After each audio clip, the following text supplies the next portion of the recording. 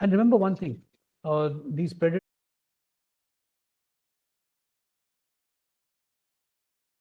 Low sound or no sound, video freezing or video lag, kindly leave the meeting and rejoin the same with the same link.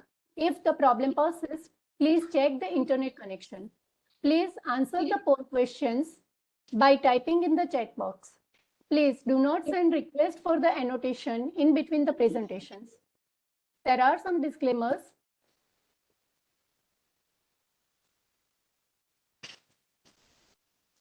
Our upcoming talks are Ethics, Research and Publication, Copyright, Plagiarism Issues by Dr. Sanjay Pai, working as a consultant pathologist and head of pathology, Manipal Hospital, Bangalore, India, and which is on 13th June at 7 p.m.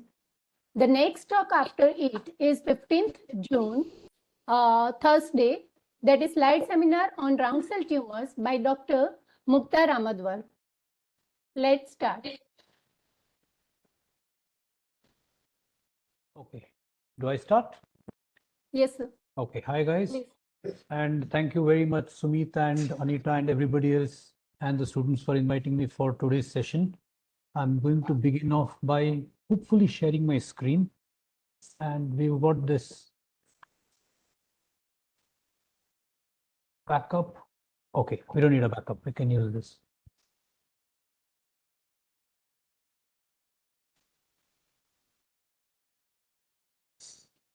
Okay, so I was asked to talk on the topic of how to read a pathology paper. And what I've decided, can you see the whole screen? Because in my screen, I get a little bit of a video with me and Charu on it. I don't know how to minimize that. No, sir, it's not visible on the screen. Take care, fine. That's what matters. Yes.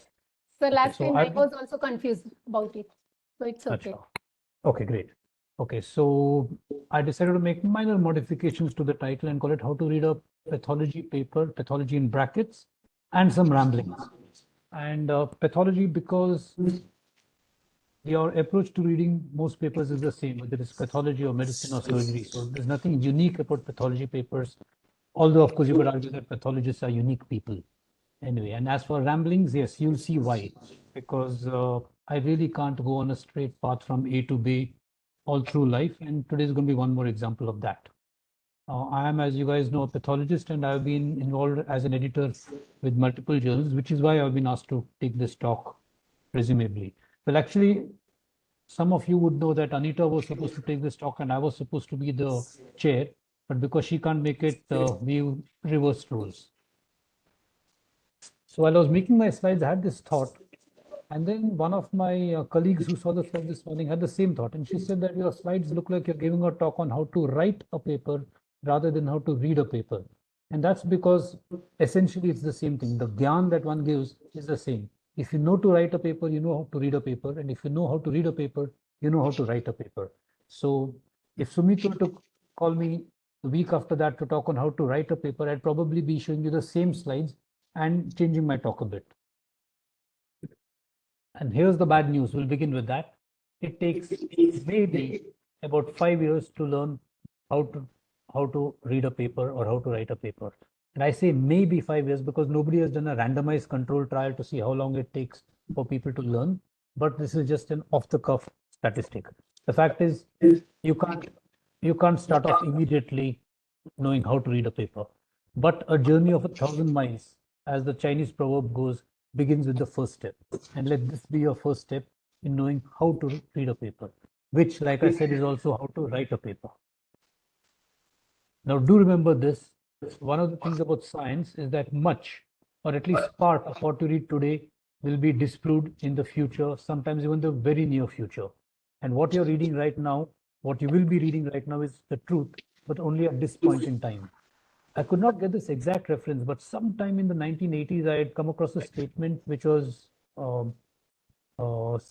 made by the editor of the British Medical Journal sometime in 1956. And he said some years down the line, he says 50% of what I'm publishing will be proved wrong. The problem is I don't know which of this stuff will be in the 50%. So that's what it is. So I was asked to give this talk about a month ago, and I had absolutely no idea what to talk about until the day before yesterday. And it's only in the last 2 days that I've got my thoughts together and made this uh, presentation. And one of the reasons was I could not really answer this. I was wondering, why would we have to give a talk on how to read a paper to postgraduates? And then I realized, and here's some background stuff. Who reads a paper? Editors and referees. And the joke about some papers in some journals is that a paper is read by only two people. The editor reads the paper and the author reads the paper. Nobody else reads the paper.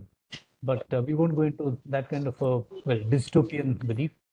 Other people who read papers are post MDs. That's people like many people in this audience, I guess, certainly Sumit and me, people who are in academia as well as people who are in practice. Postgraduates who are working on a thesis have to read papers.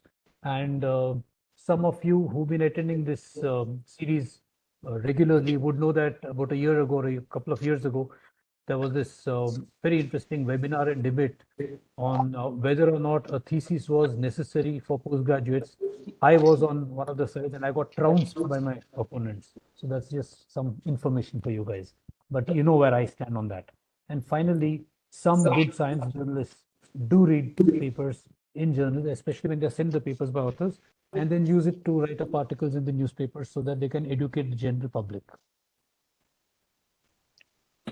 Okay, now whatever your beliefs, whether you believe in the concept of one nation, one language, one religion, one party, and 370 other such things, you can be clear about one thing.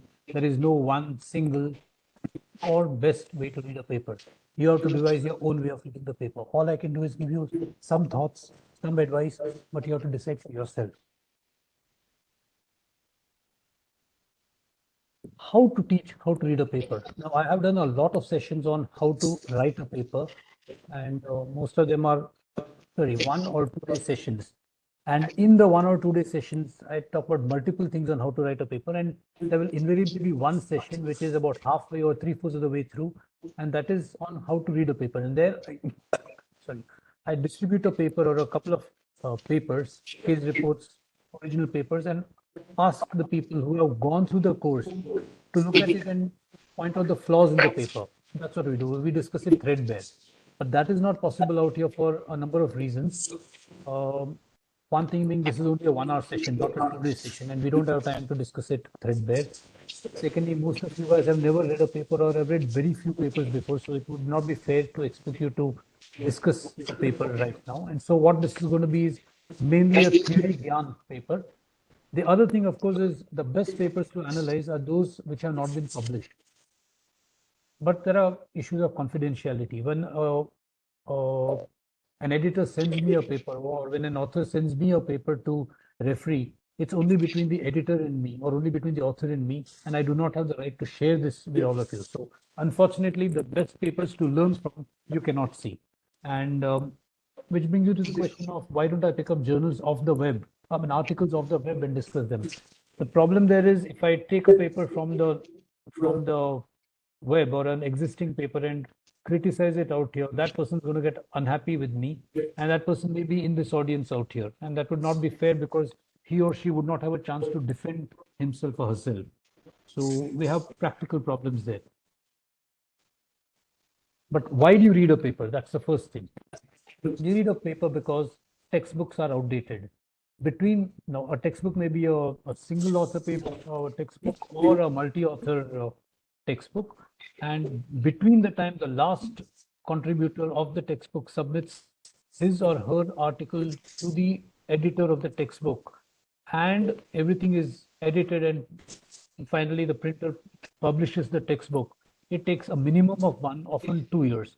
And so as a textbook is published, you don't have the data of the last 1 or 2 years, and so you're going to be already behind time.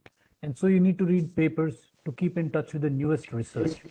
You need to read papers because reading a paper teaches you how to approach a problem, how to do research. If you're in an academic setting and you need to do a research project, or if you're a postgraduate student and you need to do a dissertation, you need to read papers because those papers will tell you how to do your thesis. You read papers in general just to broaden your horizons. And to broaden your horizons, you stick to not just pathology papers, but also papers or journals from other subjects, which will tell you what's happening in the world in other areas. I don't mean just science, it could be other areas too. You might read a paper because you have a journal club, and you might, this is very important, you read papers because you develop professional contacts in future collaborations. What I do is if I read a paper and if I have some thoughts on it, I might get in touch with the author and exchange my view with that author. And that way I get to know that person gets to know me, and sometimes it helps in future collaborations. Now, I did tell you that there'll be some ramblings, and the last two we are going to use to ramble. That's the journal clubs and the professional contacts. And journal clubs. Uh, those who know me or who have known me for years know that most of the time I tend to get William Osler into my talk in some way or the other. But William Osler makes it very easy out here. Um, a history of journal clubs shows that among the first people to use the word journal club was William Osler in his hospital in 1875. And what he did was he had the same problem then that we have today. Journals are expensive and people can't afford to, or no one person can afford to subscribe to many journals. So what he decided in the 1870s when he was in Montreal was that everybody gets a one subscribes to one journal, and then they share it and then share articles from it. So a journal club was made for the purchase and distribution of periodicals that one can ill afford to subscribe to individually.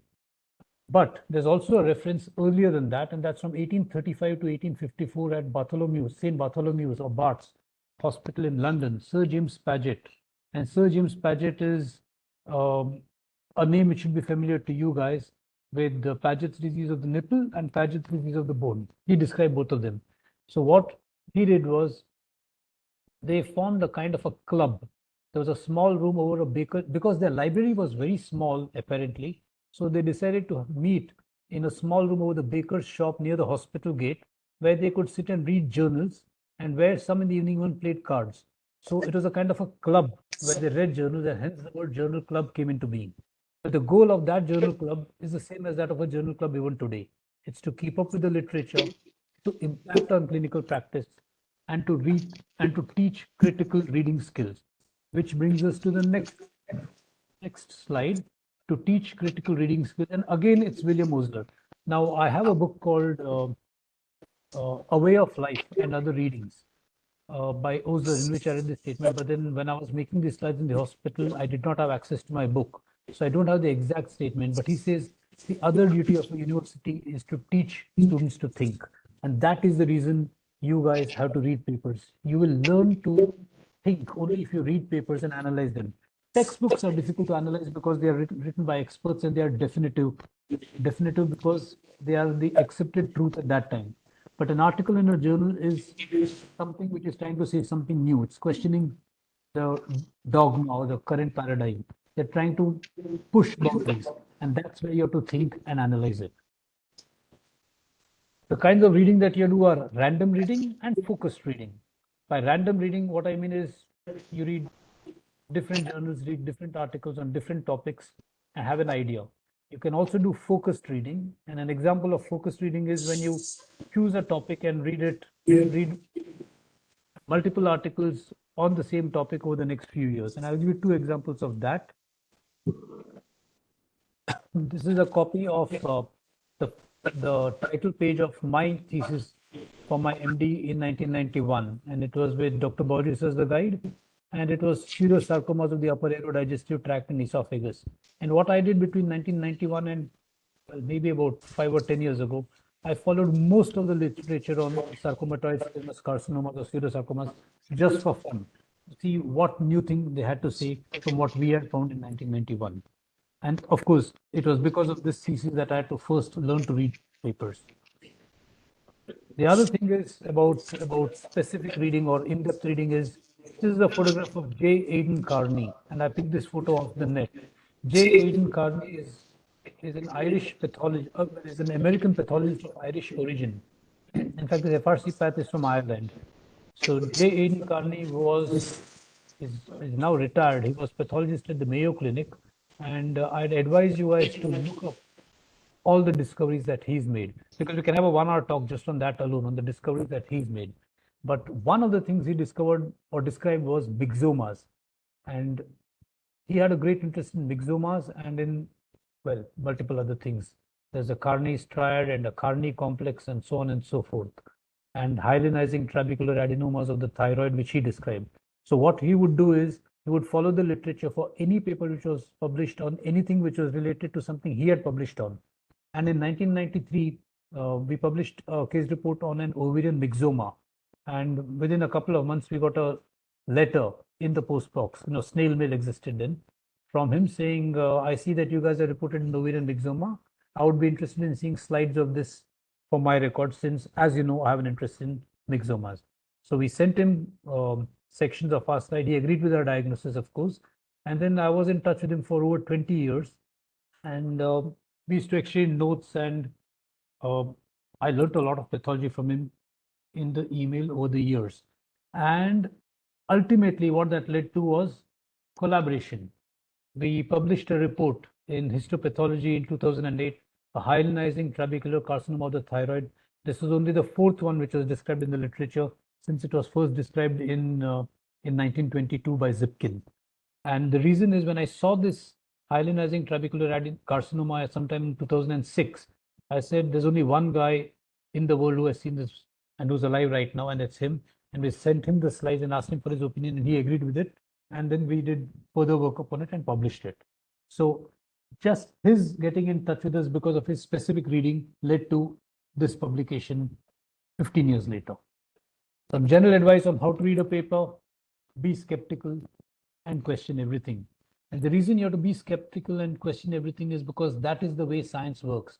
You do not accept everything that is written in the journal, just as when you do not accept everything that is in the newspapers, and you should not accept everything that comes to you on WhatsApp and presumably on Instagram. I don't follow Instagram, so I don't know. But that is the way science works. You have to question everything. There was a statement made a couple of years ago with respect to the COVID research and COVID vaccine, and it said, trust the science. And as somebody pointed out, that is the most unscientific statement that you can make.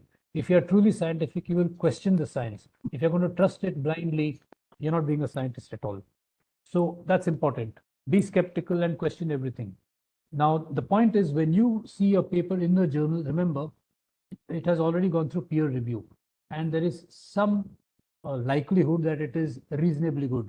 But this be skeptical and question everything is true more so for editors and for referees. But I'll come to that in a minute. I don't know if you guys know as postgraduates, so let me just tell you what the rest of us know.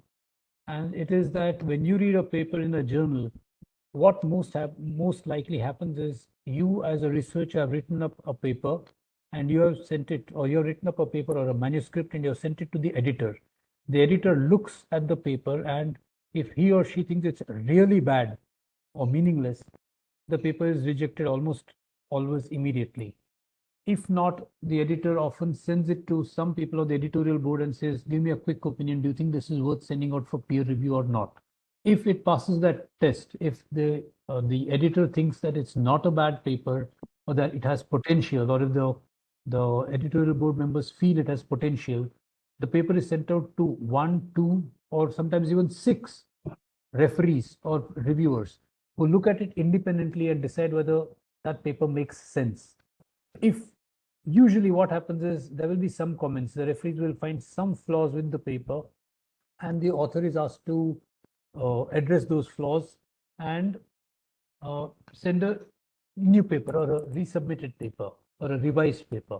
And if the author is able to convince the referees and the editor that he or she has answered all the he, she, or they have answered the questions or the queries, the paper gets published. So you have to have a peer-reviewed paper for it to be reasonably good.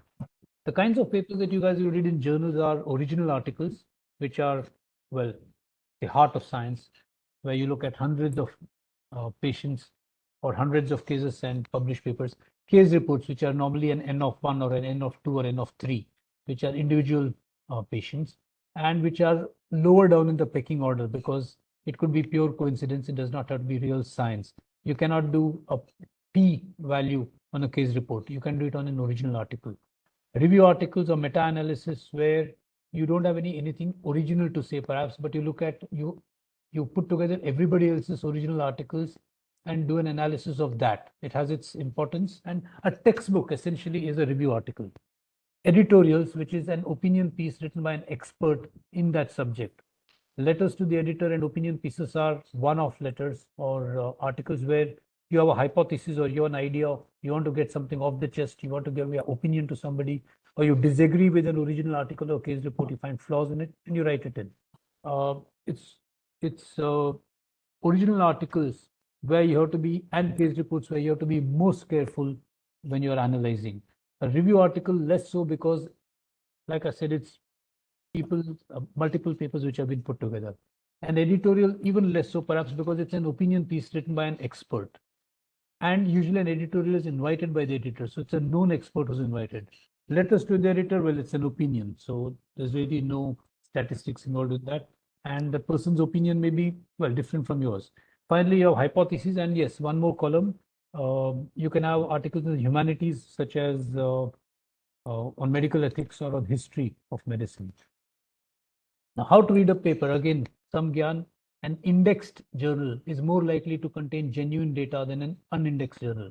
What is an indexed journal? There's something called PubMed or Medline. And if your journal exists on PubMed or Medline, there are minor differences between the two, but we won't go into that right now. So if it exists on PubMed or Medline, it is more likely to be reliable than what are unindexed journals. And all predatory journals or most predatory journals are unindexed. And a predatory journal is, I'm sure all of you get emails almost every day in your inbox from whatever journal of whatever, and they'll publish articles on anything under the sun. They'll invite you to submit papers and they'll say we'll publish it in 3 days or 4 days or 5 days. Those are all predatory journals. There's no peer review. So avoid them like the plague, as they say. But do remember, when I say an index journal is more likely to contain genuine data, don't bet any money on it. There are, unfortunately, very bad index journals too. It's just a rule of thumb. They're more likely, and an example is the Lancet and the New England Journal of Medicine, who published 2 really bad papers in 2020 on COVID and then had to retract them. So those were papers which were sent to good journals. They underwent peer review and they were found to be fraudulent later on. How to read a paper? Number 2, title, authors and institution, and abstract. Read the title of the paper and that gives you an idea as to whether you really want to read the paper or not. Remember, all that you have access to is the title, the abstract, and the name of the author and the institution. Everything else may be behind a paywall and you may not be able to access it unless it's a free full text online journal. But the title will give you information on the paper, and sometimes it tells you whether you want to read it or not. As for authors and institution, okay, you are advised and you are told not to be biased and to treat all papers equally, and all humans are equal in the eyes of the Lord, yes.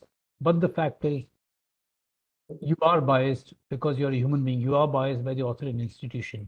And a paper coming from a big institution or from a big person or a well-known person in the field is more likely to be a genuine paper than if it is from an obscure place. We try not to be biased as editors, but sometimes that bias does creep in because, like I said, we are humans. But do remember, you do have fraud and you do have lousy papers even coming from big institutions. So you have to look at everything in its entirety. But these are some ideas that you have. Read the abstract. The abstract will also tell you whether you want to read the whole paper or not. An abstract is the gist of the paper in 250 words. How to read a paper? Part 3. Yes. A man or is innocent until proven guilty is what we were told. That's what the rule in law is, right? So man or woman or whatever pronoun you want to use is still innocent until proven guilty. But for the editor and for the referee, a paper is faulty unless proved true. So when I as an editor see a paper, or as a referee, if a paper is sent to me, my assumption is it's a lousy paper and I have to go and prove that it is not lousy and it is worthy of acceptance. That's how it is. And just for the record, approximately 70% of papers that I get as a referee, I reject, or as editor. 50 to 70% are rejected outright because I feel they're not good. You have to have a high standard because the journal expects you to have a high standard. Okay, now we've got some students out here, Pinky, Madhya, Monica, Charu, Gayatri, Krishnavini. Take a look at this title of this paper and tell me whether you think this title makes sense. Cystic neutrophilic granulomatous mastitis, a clinical pathological study with 16S RNA sequencing for the detection of Corynebacterium in FFPE. Does it tell you what kind of a study is it? Does it tell you the organ? Does it give you an idea whether you'd want to read this paper or not? Yes or no, it's up to you. Sir, it appears a little confusing because there are many things going on simultaneously in the topic. Okay, Like, fine, I'll accept that, huh? You were saying something like? like there's a molecular study, or whether it's microbiological study, or it's related to purely pathology. Like there are multiple things being conveyed here. Okay, I'd argue that it says clinical pathological, so there is pathology. And if there is 16S RNA, there has to be, it's molecular pathology for sure. Okay. Yes, is there microbiology in this? We're not clear about it in this.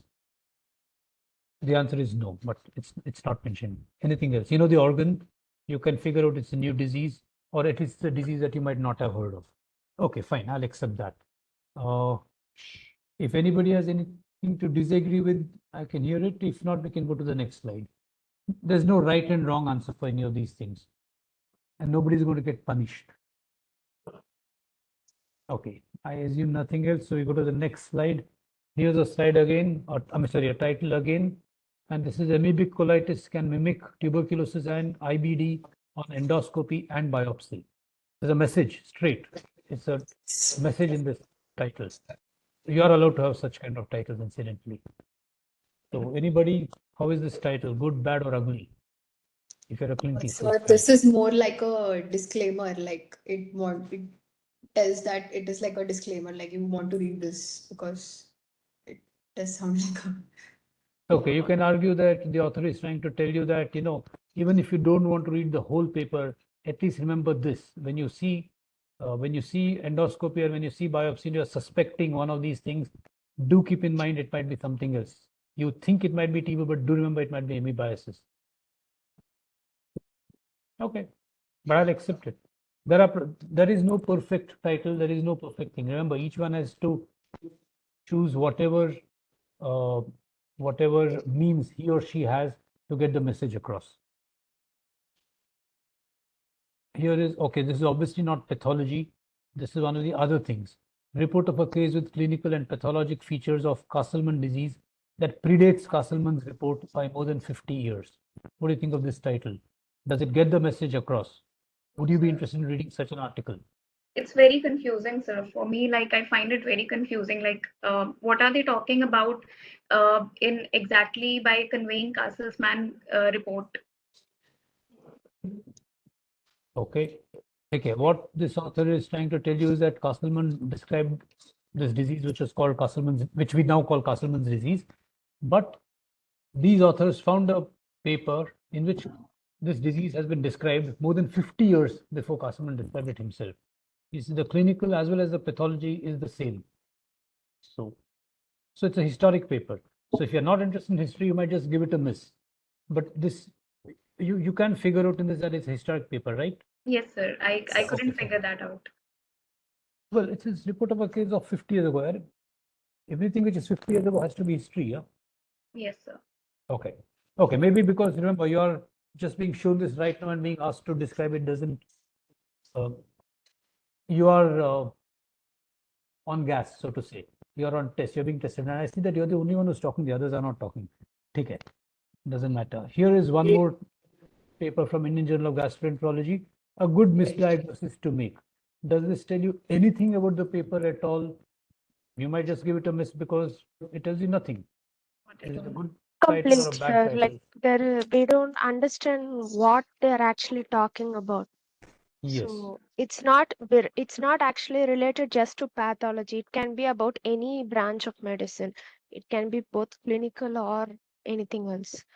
You're absolutely right. It's a lousy title, right?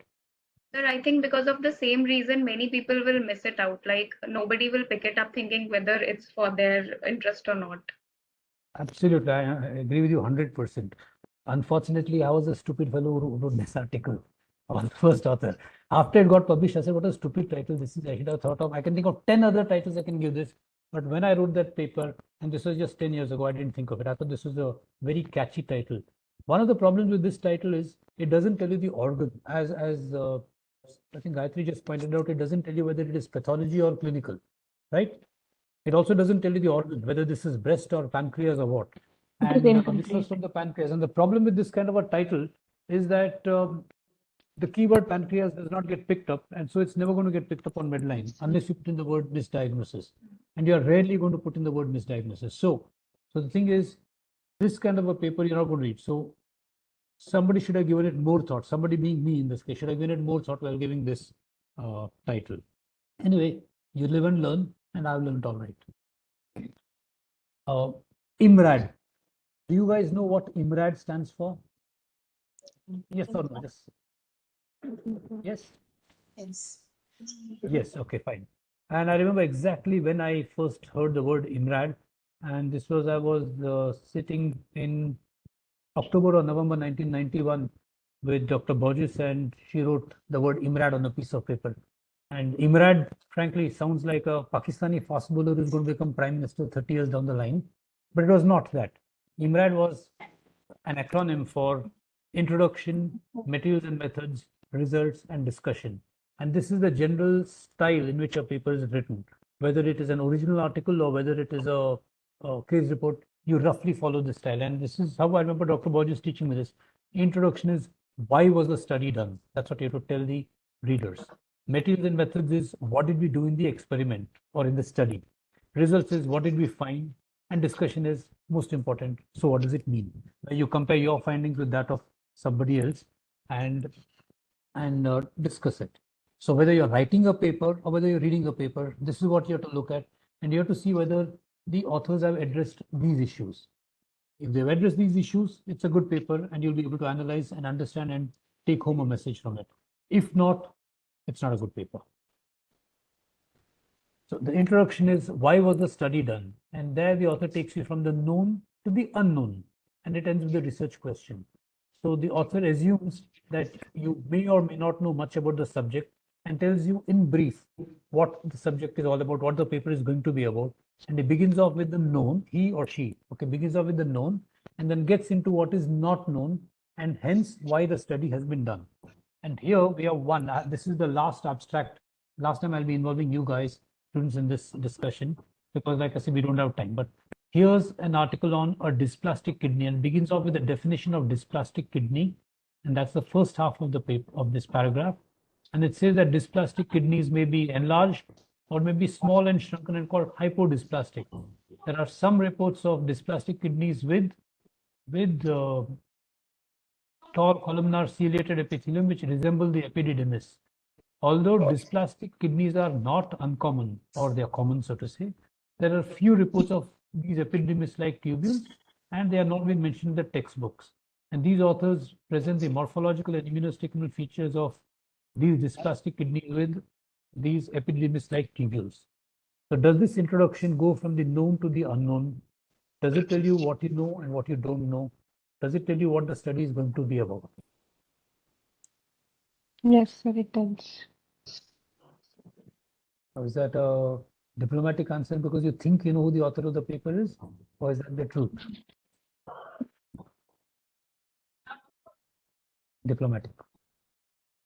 Pinky? I'm choosing only because I can see your face out here. So does this tell you something about the subject and tell you what is not known about the subject? What we are stating out here, okay, I was an author on this paper too. Because like I said, sorry, please follow. We want to know about the dysplastic. Yes. So what we are stating is that this is rarely mentioned in the journals and it is certainly not mentioned in any textbook. And hence, it goes without saying that immunohistochemistry of this has not been done. And so we are doing the immunohistochemistry and the HND and describing it. So this is straight and to the point, going from the known to the unknown. And if I were to read this kind of an introduction, I'd say this author seems to be reasonably in understanding of what he's going to say, and I would read this paper, assuming I'm interested in kidney pathology, of course. I did tell you guys that I was not going to use papers from other authors because it would not be fair to criticize them. But this one, if you guys want to criticize, I'm perfectly okay with it. But we don't have time for that right now. In the methods, what you look at is are the details sufficient to repeat the experiment? Because remember, the entire thing about science is it has to be reproducible, or else it's not science. If only one person finds something and nobody else finds it, there's probably some error in it. So are the criteria and the definitions appropriate? If you were to write a paper on colloid carcinoma of the colon and say in your definition that we chose all patients who had 10% colloid or 10% mucin pools, it's wrong, because by definition, anything having 10% of colloid or mucin pools is not a colloid carcinoma. So you know that paper is flawed at that stage, and you'd probably not want to read the rest of the paper. But this is what this has to be picked up by the referee or the editor, remember. Though referees and editors do make mistakes. Is the selection bias? If I were to make a statement that 10% of my community has got hypertension, and then you were to find that all pregnant women were left out from the study because you often leave out pregnant women from a study, then it's a flawed study because you cannot say 10% of the community. You can only say 10% of non-pregnant people in this community have hypertension. You understand? So you have to read it carefully. And as a referee and editor, I can tell you that the maximum reason for rejection of a paper is in the materials and methods section. There are flaws in the materials and methods, and so the whole thing becomes unscientific. As for results, you have to see whether the numbers match, the numbers in the discussion and the numbers in the numbers in the materials and methods and the numbers in the discussion. Do they match? Have all relevant results been stated? Is there something missing? Do the figures in histopathology actually depict what they're supposed to depict? Do the X-rays in radiology papers actually show what they're supposed to be showing? Are they lacunae the data? This is what you have to look at when you're analyzing a paper. I'm not going to go into methods and methods and results and discussion in detail because, like I said, you don't have time for that out here. I'm just going to look at the title and the abstract, which we have already done. You look at the discussion, you see whether the arguments are logical. Are there contradictions in the paper? And you'll find that sometimes authors contradict themselves in the paper. And so you have to then get back to them and say, there's something wrong out here. You can't make up your mind. These are hyperbole. And sometimes people do a study on 100 patients and then apply it across the country. That doesn't make sense. Is the message crystal clear? Very important. What has not been addressed in the paper. Sometimes what is missing is more important than what is actually seen. And finally, any good paper ends with a direction for future research. Has that been suggested? Like I said, what is not in the paper is very important. Gaps and deficiencies in the methods. And I say methods because that's the most important area where there are flaws. Okay. My last question to you guys. Full marks to you guys if you can identify who made the statement, and don't Google. From each according to his ability to each according to his needs. Anybody? No? Okay, there's a clue in this title. Full marks to you if you know this phrase. No? At least somebody say no, so I know you can hear me. No. It's Karl Marx. That's the clue. Karl Marx, communism, from each according to his ability to each according to his needs. So what Marx said was that everybody is different, but each brings his or her own bit to the table. It's the second politics slide that we got today. Okay, so why you're reading a paper is each one has a different reason to read it. If you have a problem case, or if you want to increase your knowledge in general, if you have a research project, or if you have a PG thesis like you guys have got, if you're a peer reviewer or an editor, all of you look at the paper from a different angle with a different endpoint. And finally, you read the paper differently if you're Elizabeth Bick. And who, and this is again my digression, who is Elizabeth Bick? And you should know it. She's a very, very honorable person. And this is what Elizabeth Bick looks like. She is a Dutch microbiologist who has subsequently left microbiology and has become a full-time detective of scientific research. She looks at papers every day and looks for flaws in it, looks for evidence of obvious fraud.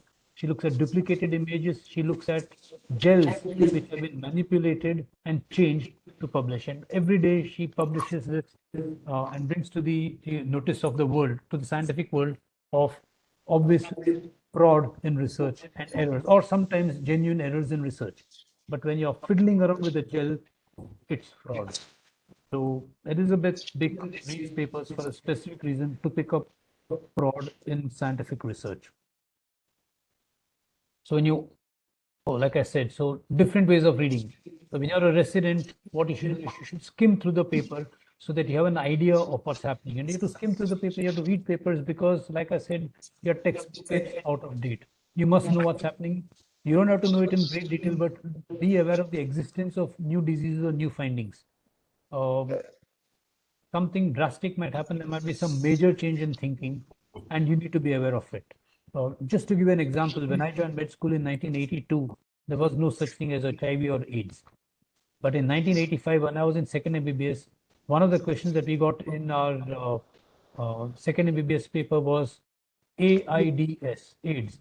Most of my friends had no idea what it was because it was not in the textbooks and they'd only been reading the textbook. I was fortunate that I don't know where I read it, but I knew that AIDS stood for, well, AIDS, and I was able to write an essay on the subject. So it gives you an idea as to what's happening in the world. Do recognize that because you are residents, you have limits in interpretation on findings and of course, do be aware of your limits in life in general. But focus on the results and discussion because you'll learn most from that. Reading a paper for a postgraduate thesis, read each and every word because you are doing a thesis based on that. You have to know each and every word inside out in each and every paper. Make notes. Ideally, you're recommended to make notes of all papers that you read, but if you're disorganized like I am, there's no point making notes. You'll never find them again later. So I don't make notes. But what also happens is, as you get older, what happens is you just tend to remember what you read where. So I can remember I read some paper somewhere and it was a paper from 1978 in American Journal of Surgical Pathology. Don't ask me how I remember. I used to be very impressed when I would see my teachers remembering these things. I realize now that even I can remember it. Most of it you can remember, it just happens. But as residents, make notes, make tables of things like patient demographics because it'll come in useful when you're writing your thesis. Look for similarities and differences in those papers and make a special note of paragraphs that you might wish to discuss in your thesis. For referees and editors, skim through the paper. Most important is focus to the methods and methods because that's where you'll find the maximum flaws. Okay, this was, but you know what? As an editor, I found that most referees, more than half the referees that I would send papers to would send in lousy comments. They don't know how to referee a paper. And so I wrote an article on how to referee a paper in the Indian Journal of Cancer a couple of years ago. And in that, after writing the article, we had this checklist, crucial points to address. Are there any major flaws in the hypotheses, the aim, results, or discussion? Will the paper be of interest to readers of the journal? Is there a new message? If there's no new message, there's no paper at all, okay? Does the introduction make it clear as to why the author set out to perform the study? Are the selection criteria and definition appropriate? Do the numbers in the text and tables relate? Are the statistical analysis correct? Are the images and legends relevant? Are there any loose statements in the discussion? With reference as well, there's a lot. We can't go into that. Do the title, keywords, and abstract faithfully represent the study? The abstract that I showed you faithfully represented the study. One title that I showed you was most certainly not good. A couple of other titles I thought were reasonably good, but you guys were not clear about what I was trying to get across. And I do look forward to maybe offline you guys can tell me how you would have wanted to rewrite those titles to get the message across better. I'm going to learn from you just as you're going to learn from me. I'm not daft enough to think that I know it all, only because I've been in the field for 30 years. Okay, and finally, is there any plagiarism of the text or images? Because if Elizabeth Bick is not going to do it, you need to do it. Some other Gyan, if it sounds too good to be true, it probably is. And this is not a statement that I made myself. Obviously, when I was asked to write this paper, the first thing I did, give this talk, the first thing I did was I went to Google Baba and I went to Medline and I looked if there were any papers on the subject, if there were any articles, if there were any talks on this. Now, this statement which I saw somewhere, if it sounds too good to be true, it probably is. That's probably true. And I'll give you an example of this. An example of it being too good to be true, it probably is. If you're going to send a retrospective paper of, let us say, 100 patients with squamous carcinoma or with the Hurzel cell neoplasm of the thyroid, and you have follow for all 100 of them, or if you have all the pathology data for all 100, all the CBCs on all 100, that's something wrong. In any kind of a study, whether it's retrospective or prospective, you can't fill in all the blanks. There'll always be missing data. That's what happens in life. So if somebody sends in everything, there's something wrong with it. Will you excuse me for a second?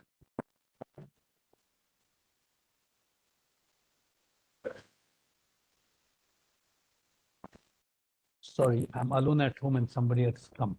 So you'll see in the newspapers a couple of days ago.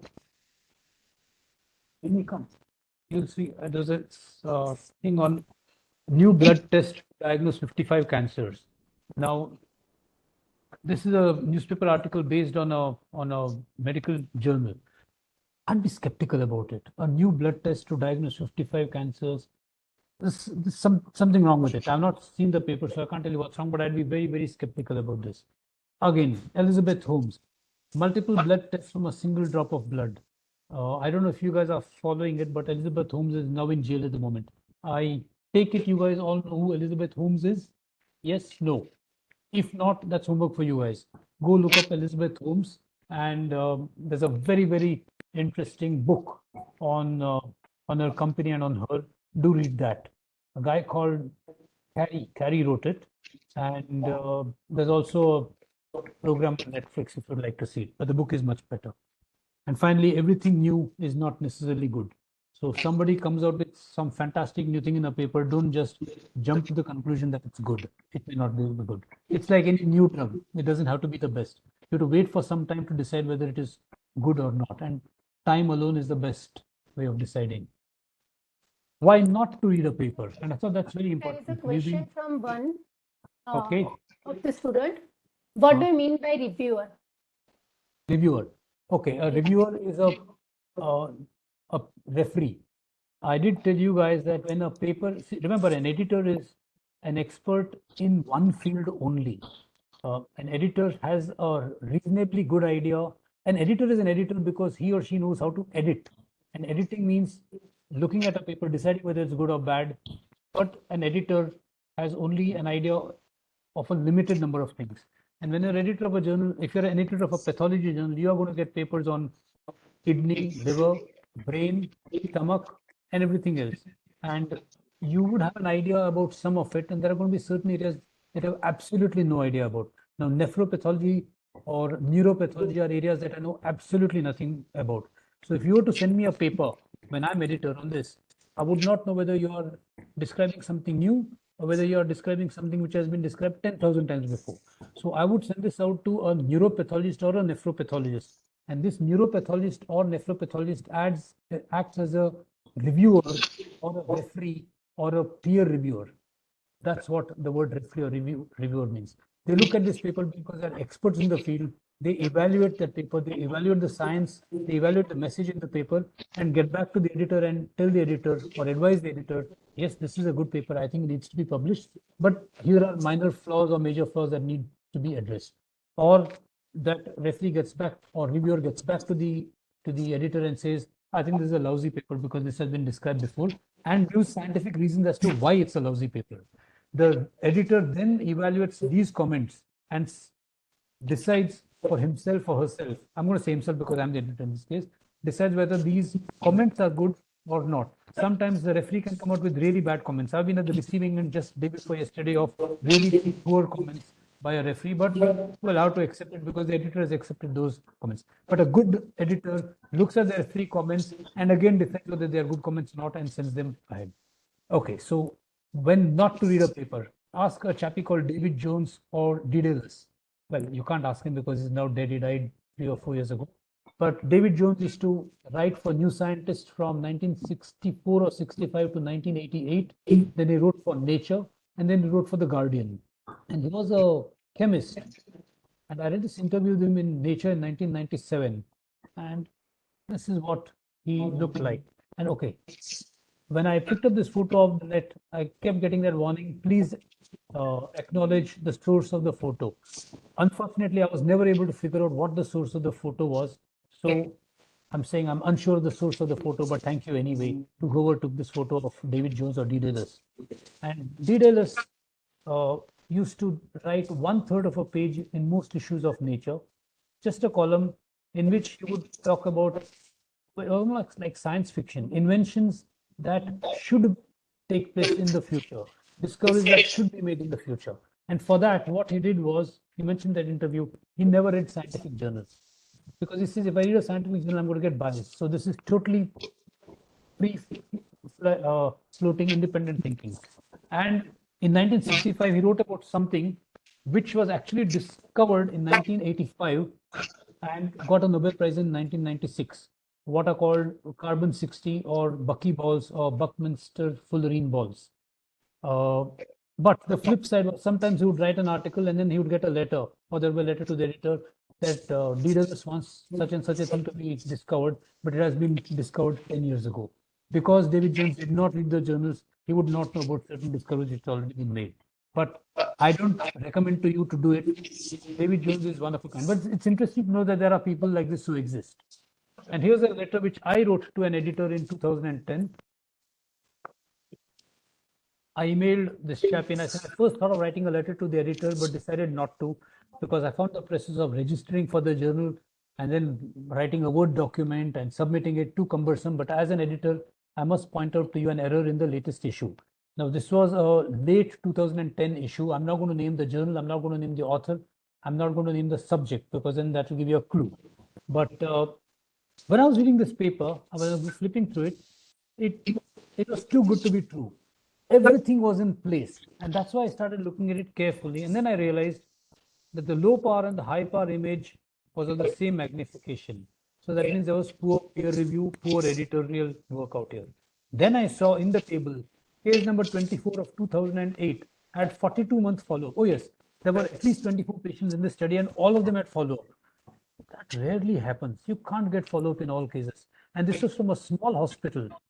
And this was a particular entity that I used to see in a reasonably big hospital once in 2 or 3 years. So I said, if a small hospital sees so many cases, 24 cases in 3 years, it doesn't make sense.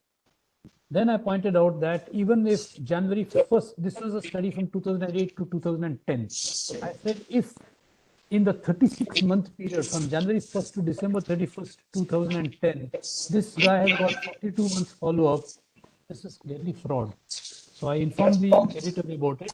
Whether or not he did anything about it, I'm not going to go into. But this is an example of when you're too smart for your own good. And I'm coming towards the very end of my talk. And this is a lovely iconoclastic paper written by the iconoclastic researcher Sir Peter Mirabeau, who is one of the finest writers in science, maybe even the finest writer in science that I have come across. And he's got this wonderful book, which I recommend that everybody should read. It's called Advice to a Young Scientist. It's a very expensive book. Somehow get hold of it and read it. But in this talk that he gave on BBC in 1964, and he had got the Nobel Prize in 1960, so he could afford to give talks like this, is the scientific paper of fraud.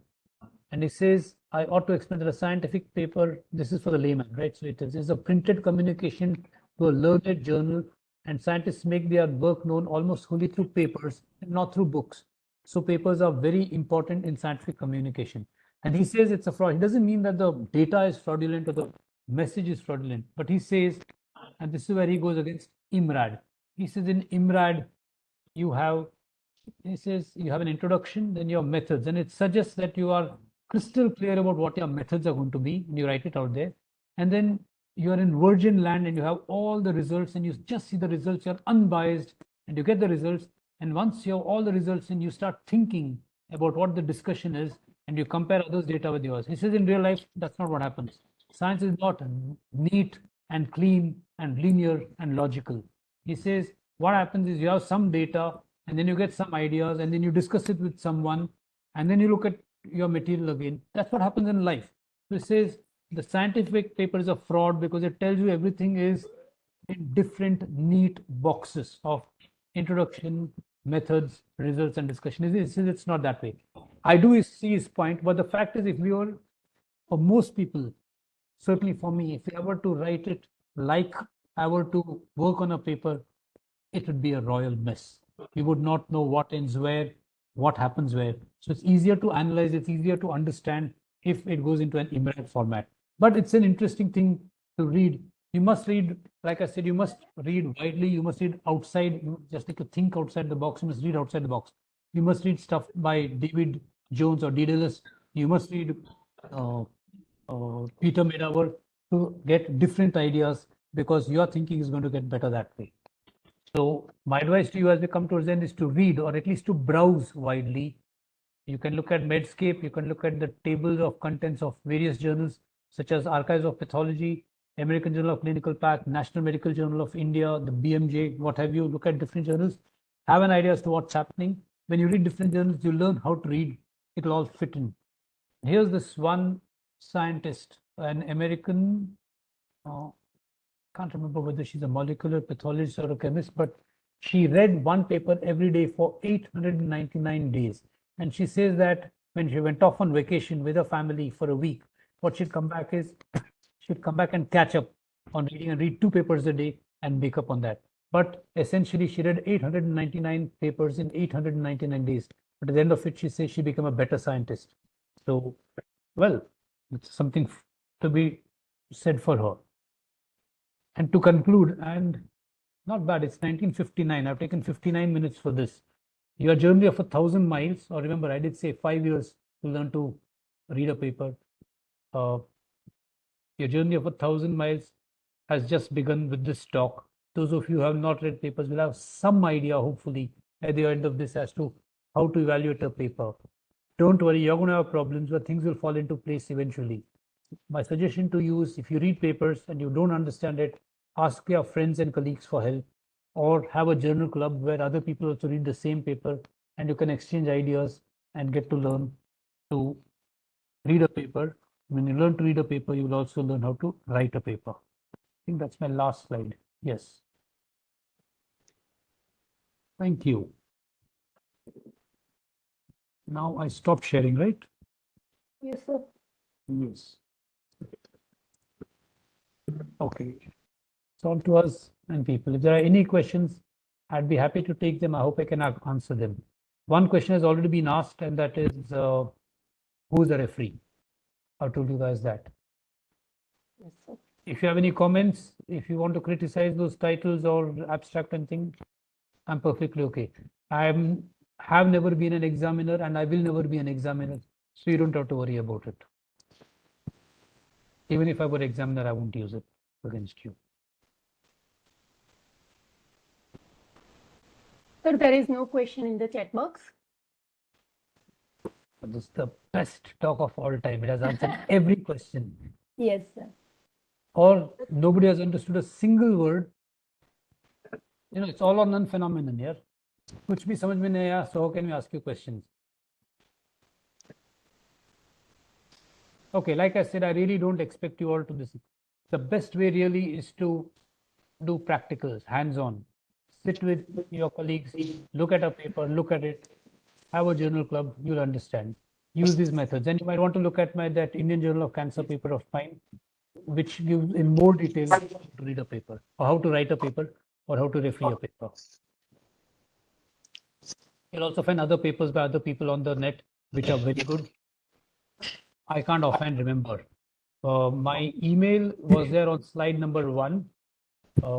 Thank you, Mangala.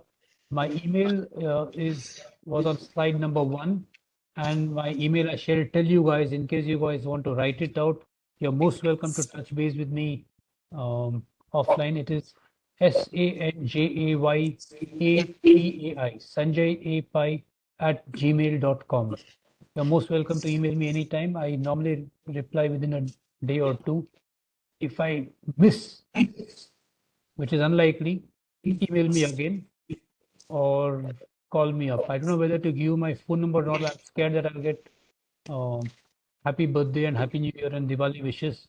So I will not do it. But if you really need to touch base with me, the organizers out here have my phone number. You're most welcome to call me anytime and ask your questions and problems. I'd be happy to help out at no charge. Thank you so much, sir. The talk was excellent. And I think you were right when you said that once we know how to read a paper, then only we'll be able to write a paper. So it's an eye opener for the young students. I think it was very good. Thank you. Yes, sir. Really, it's a nice clarification of writing the scientific paper, as you gave the crystal clear idea to the students, as they have a lots of they just started their scientific journey. So I think it's a very useful for the students during their life, because all have to go through the paper presentation as well as PG thesis. Yes. So probably it's a very useful clues to the students. And thank you very much, students, for being attentive during this lecture. Sir, but I have one issue. Most of the journals today, when the PGs usually write case reports, some interesting case reports, but most of the journals are asking for money for publication. So yeah, should they submit? No, don't touch them with a barge pole. Those are predatory journals. But all the journals are almost they're charging for case reports. Like they publish original articles, but for case reports, they are asking for money. No. Almost Those are all the predatory online journals. Those are predatory journals.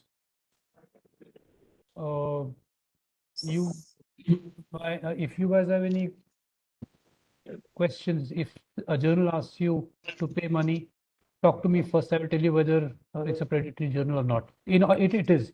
None of the standard index journals charge money to. Okay, let me tell you guys. We have the time, right? Sumit, we have the time. Can I talk? Yes, Yes, sir. sir. Yes, sir. Okay. Yes, sir. There are. See, the first scientific journal which was published was the Proceedings of the Royal Society in 1665, and they were the ones who also started peer review sometime later.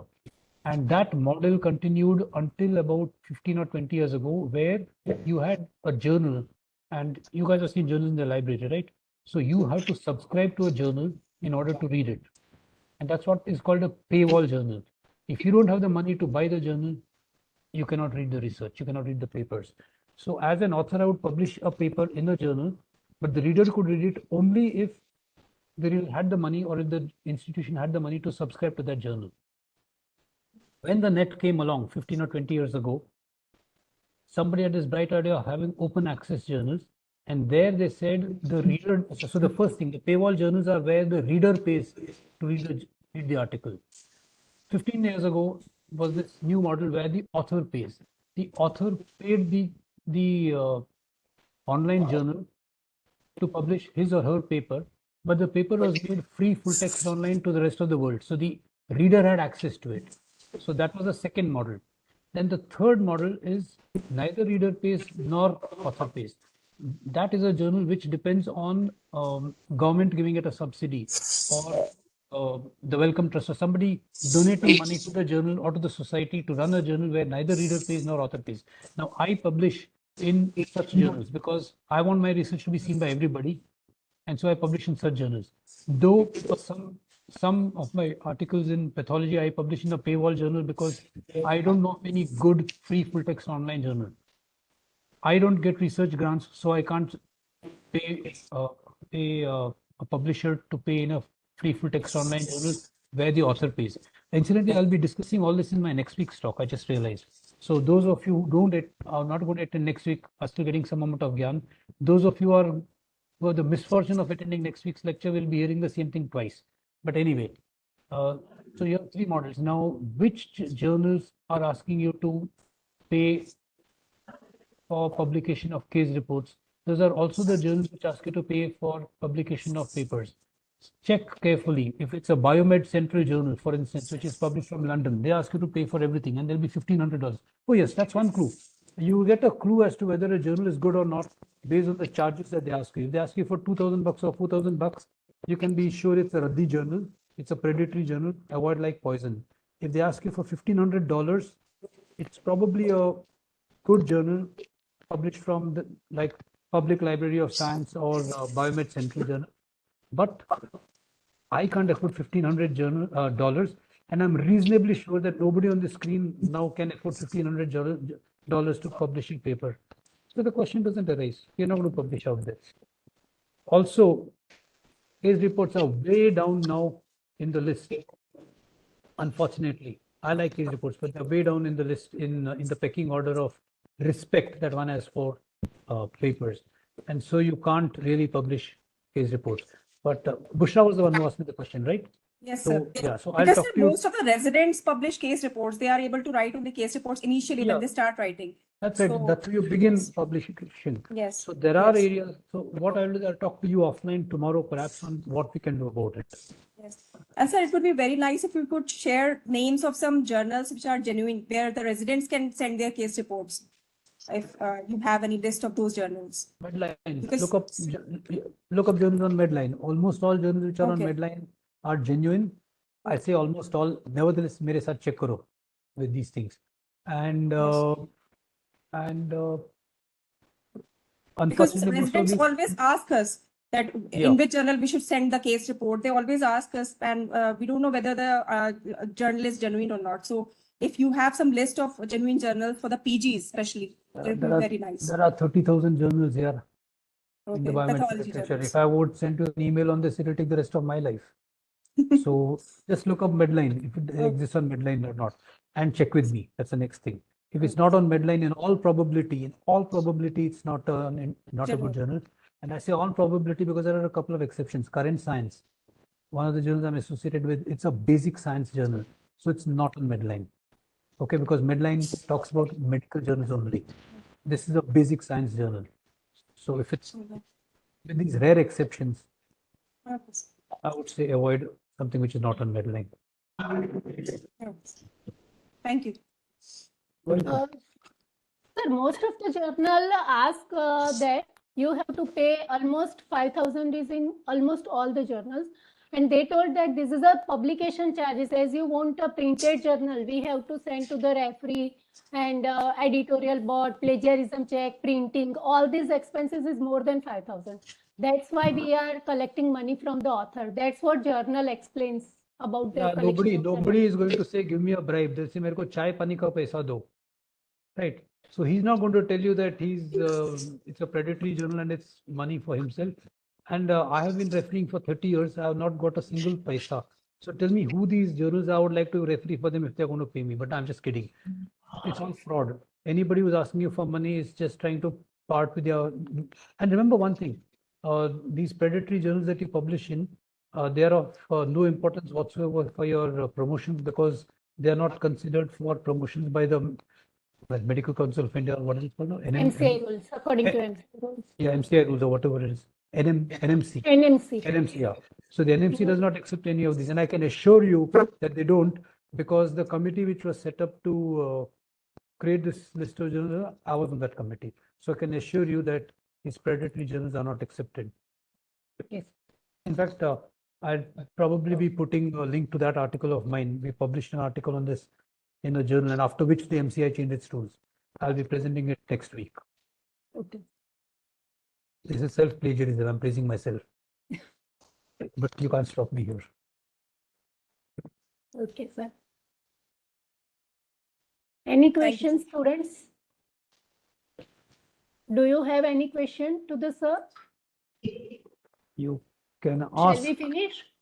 right now, or if you have any questions later on which strike you the moment we log out, and many people are going to have questions the moment they log out, they can email me and we'll see what we can do about it. Thank you, Anwar Rashid. Okay.